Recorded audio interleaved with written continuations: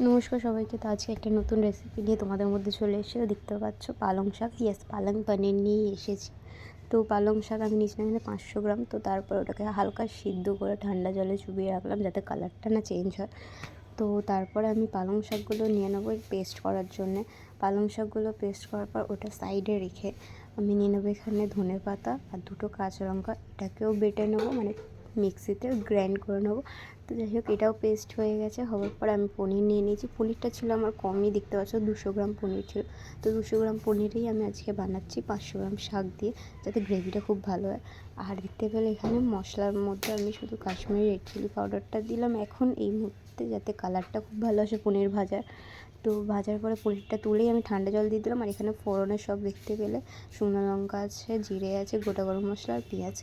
তো এখানে সব মশলাগুলো ফোড়ন দিয়ে আমি পেঁয়াজ তো দেখতে পাচ্ছি এখানে ফোড়ন দেওয়ার পর আমি পেঁয়াজ দিয়ে দিলাম। দেওয়ার পরে পেঁয়াজটা যে হালকা ভেজে আসবে, ভেজে আসার পরে ওতে দিয়ে দেবো আমি রসুন বাটা। তো এর মধ্যে আমি আদা বা হলুদ আমি কোনোটাই ইউজ করবো না। তো দেখতে পাচ্ছি তারপর টমেটো দিয়ে দিচ্ছি। আর এই যে গুঁড়ো মশলা যেটা বললাম আমি, যে হলুদ ইউজ করবো না, ধনে গুঁড়ো, জিরে গুঁড়ো, লঙ্কার গুঁড়ো নর্মালি যা দিই। তারপর আমি এখানে দিয়ে দিলাম পালং শাক আর ধনেপাতা বাটাটা, হালকা স্বাদ মতন চিনি দিয়ে দিলাম।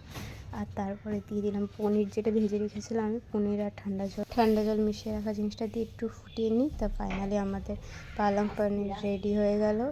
তো দেখতে হচ্ছে ফাইনাল লুকটা কেমন লাগলো অবশ্যই কমেন্টসে জানিও।